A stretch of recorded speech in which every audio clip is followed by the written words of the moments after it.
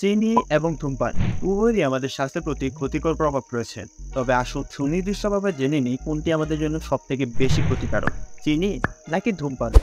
Basic knowledge about the dangerous of smoking.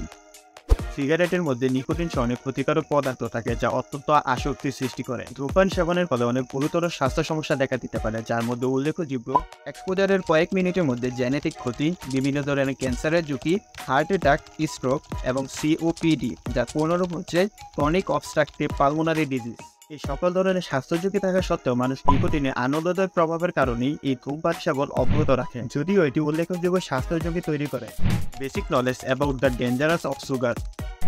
নিত্য প্রয়োজনীয় দ্রব্যগুলোর মধ্যে এখন চিনি অন্যতম এক প্রধান দ্রব্য, আর এই চিনি এখন সর্বব্যাপী এবং এড়ানো চ্যালেঞ্জিং, কারণ এটি অনেক খাবারে আগে থেকে উপস্থিত থাকে। সাধারণত আমরা দুইভাবে এই চিনি কনজিউম করে থাকি, যার প্রথমটি হচ্ছে প্রাকৃতিকভাবে সংগঠিত চিনি, অর্থাৎ পুরো খাবারে আগে থেকে উপস্থিত থাকে, যার কারণে বাইরে থেকে কোনো প্রকার চিনি যোগ করতে হয় না। এবং দ্বিতীয়টি হচ্ছে যোগ করা চিনি, অর্থাৎ খাদ্য ও পানীয় প্রক্রিয়া করার সময় বাইরে থেকে চিনি যোগ করে তারপর প্রক্রিয়া করা হয়। এবার আসুন জেনে নিই চিনির সাথে সংযুক্ত স্বাস্থ্য ঝুঁকিগুলো সম্পর্কে।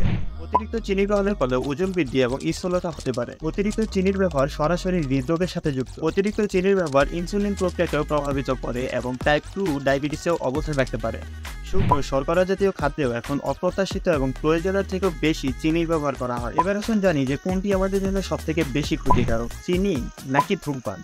বিশ্ব পরিসংখ্যান ব্যবহার করে জানা যায় ধূমপানের ফলে প্রতি বছর প্রায় 5 মিলিয়ন মানুষের মৃত্যু হয়। অন্যদিকে চিনি সংক্রান্ত মৃত্যু, স্থূলতা সহ প্রতি বছর প্রায় 17 মিলিয়ন। রক্ষণশীলভাবে বলতে গেলে চিনি সিগারেটের থেকেও 3 গুণ বেশি মৃত্যুর জন্য দেয়। সংক্ষেপে বলতে গেলে চিনি এবং ধূমপান উভয়ই আমাদের স্বাস্থ্যের উপর ক্ষতিকর প্রভাব রয়েছে। চিনি খাওয়া কমানো এবং ধূমপান ত্যাগ করা আমাদের উন্নত স্বাস্থ্যের জন্য অপরিহার্য পদক্ষেপ। তবে একটা কথা মনে রাখবেন, চিনি আমরা কম বেশি সবাই খেয়ে থাকি, কিন্তু সিগারেট আমরা সবাই খাই না। তবে আমি যেটা মনে করি যে চিনি গ্রহণের মতো যদি সবাই ধূমপান সেবন করতো, তাহলে ধূমপান সেবনের ফলে মৃত্যুর সংখ্যাটাও চিনি গ্রহণের ফলে মৃত্যুর সংখ্যাটার সমান হতো। আমার মতে দুইটাই খুব ভয়াবহ প্রভাব ফেলে আমাদের স্বাস্থ্যের উপর। রিপোর্ট অনুযায়ী ধূমপান সেবনের ফলে মৃত্যুর সংখ্যাটা চিনি গ্রহণের ফলে মৃত্যুর সংখ্যা থেকে কম হওয়ার কারণে কখনো এটা ভাবা যাবে না যে এই ধূমপান আমাদের স্বাস্থ্যের জন্য একটু কম ক্ষতিকর। ধূমপান এবং চিনি দুইটাই খুব খারাপভাবে এবং সমানভাবে আমাদের স্বাস্থ্যের উপর ক্ষতিকর প্রভাব ফেলে। এখানে মূল পার্থক্যটাও হচ্ছে যে চিনি সবাই খায় আর ধূমপান সবাই করে না। ধূমপান এবং চিনি স্বাস্থ্য ঝুঁকি সম্পর্কে আলোচনা করার মাধ্যমে আজকের মতো বিদায় নিচ্ছি। দেখা হবে পরবর্তী ভিডিওতে।